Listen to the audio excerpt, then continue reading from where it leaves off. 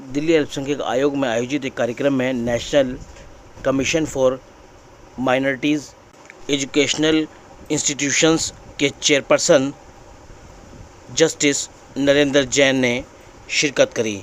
इस मौके पर दिल्ली माइनॉरिटी कमीशन के चेयरमैन जाकिर खान ने उनका बुके देकर और शॉल उड़ाकर स्वागत किया। आप तस्वीरों में देख सकते हैं कि इस तरह से यहाँ मौजूद जो गणमान्य लोग थे उन्होंने जस्टिस नरेंद्र जैन का स्वागत किया।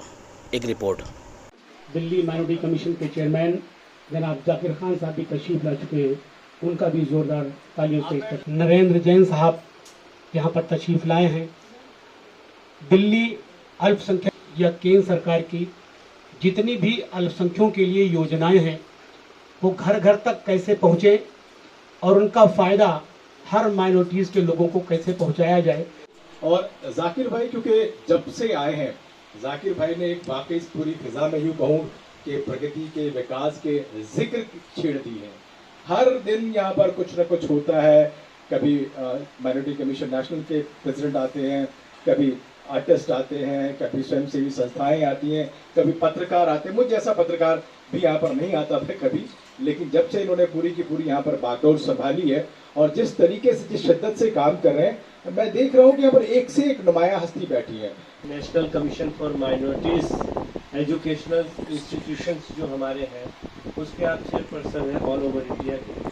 जो भी हमारे इंस्टीट्यूशन है जहाँ पे हमें अक़लियतों का दर्जा देते हैं या माइनॉरिटी का स्टेटस देते हैं, जो कॉलेजेस हो, स्कूल्स हो, वो आपकी छत्र छाया में एकदम निष्पक्ष भाव से उनका ख्याल रखा जाता। किसी को हमें भी इतना नहीं पता था कि माइनॉरिटी कमीशन के कि जो हमारे पास बहुत से लोग आते थे क्या पूछते थे कि अगर हमें जो माइनॉरिटीज़ के हमें कैसे फ़ायदा मिल सकता है।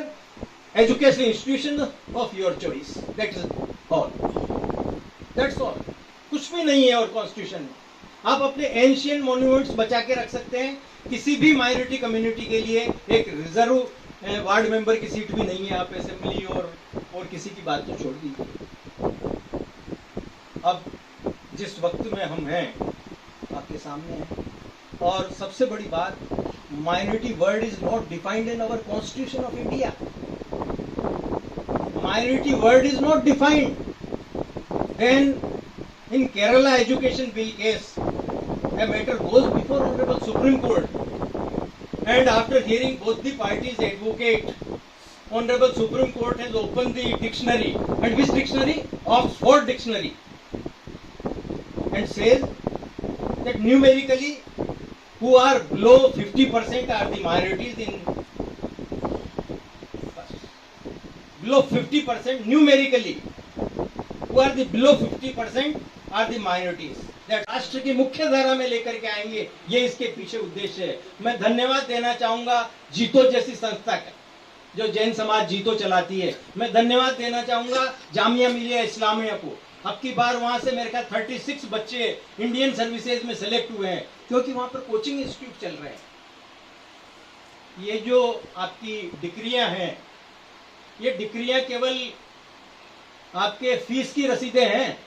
उपदेश मैंने कुछ नहीं दिया, मैंने तो जो लीगल प्रोविजंस हैं वो बताए हैं, और जो शिक्षा की अभी अपने देश के अंदर व्यवस्थाएं हैं उनके बारे में मैंने। तो माइनॉरिटी किस तरह से इस व्यवस्था को हासिल कर सकते हैं? माइनॉरिटी को एकमात्र यही फ़ायदा है कॉन्स्टिट्यूशन के हिसाब से कि वो अपने एजुकेशनल इंस्टीट्यूशन खोलें और अपने समाज के जो बच्चे हैं उनको अच्छी तालीम दे करके और अच्छा इंसान बनाएं।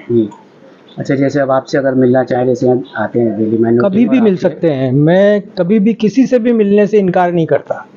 अच्छा, कोई ऐसी खास स्कीम जो माइनॉरिटीज़ को मिलती है और वो ले नहीं रहा? खास बहुत स्कीमें हैं, जैसे अब एक नहीं कई स्कीमें हैं। ये एक उदाहरण सर, जैसे तालीम के बारे में सबसे बड़ा जो उदाहरण है वो तो ये है कि एजुकेशनल इंस्टीट्यूशन खोलने के लिए गवर्नमेंट प्रोत्साहन देती है, और right to free and compulsory education act उन पे लागू नहीं होता।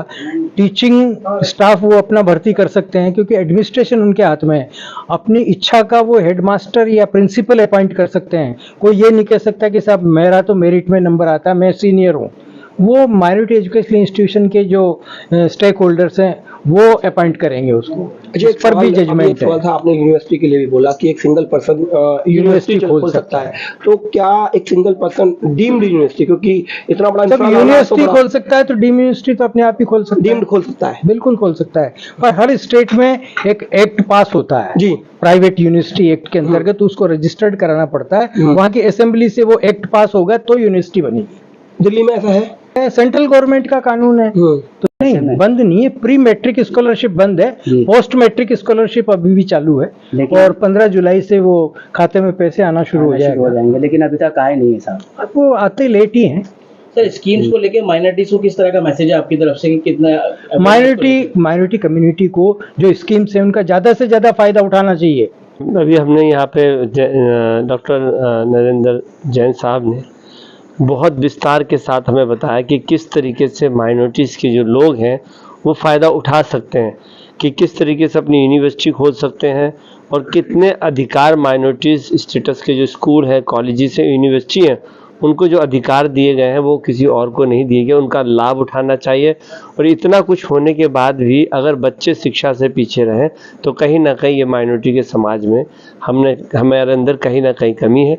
उन कमियों को दूर करना चाहिए, जागरूकता लानी चाहिए और जिनको इस बारे में पता है वो ज़्यादा से ज़्यादा समाज में विस्तार के साथ में इन जो भी योजना है उसके बारे में बताना चाहिए, चर्चा करनी चाहिए। और मैं गुजारिश करना चाहूँगा कि सभी लोगों से कि दिल्ली माइनॉरिटी कमीशन के दफ्तर में आप आके जो भी सरकार की, केंद्र सरकार की योजना हो, चाहे दिल्ली सरकार की योजना हो, चाहे माननीय मुख्यमंत्री श्री अरविंद केजरीवाल द्वारा शिक्षा के ऊपर जो योजनाएं चलाई जा रही हैं, दूसरी भी लोन की है, वो उसका लाभ लेना चाहते हैं और जानकारी हासिल करना सकते ज़्यादातर, तो जो ऑफिस का समय उस समय आकर आप हमारे हेल्प डेस्क से सारी योजनाओं के बारे में मालूम कर सकते हैं और जो हमने कुछ पर्चे छपवाए वो भी यहाँ से प्राप्त कर सकते हैं।